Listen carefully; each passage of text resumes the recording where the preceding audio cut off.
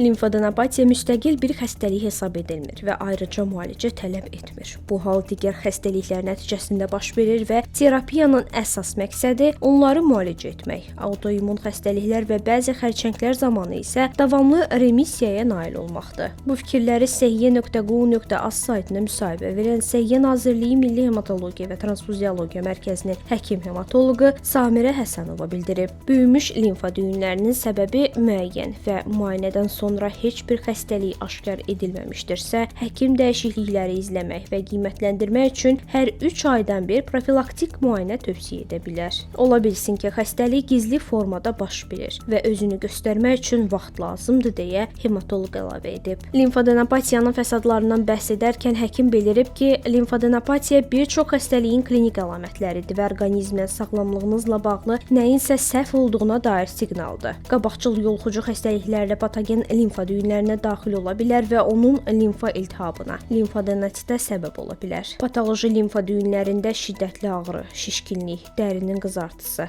bəzən yeringili və ya toxuma ölümü ilə özünü göstərir. Limfadenit qan zəhərlənməsinə, sepsisə, həmçinin infeksiyanın bütün bədənə yayılmasına səbəb ola bilər. Limfadenopatiyanın şübhəsi həkimə müraciət etmək üçün bir səbəbdir deyə Samirə Həsənova qeyd edib.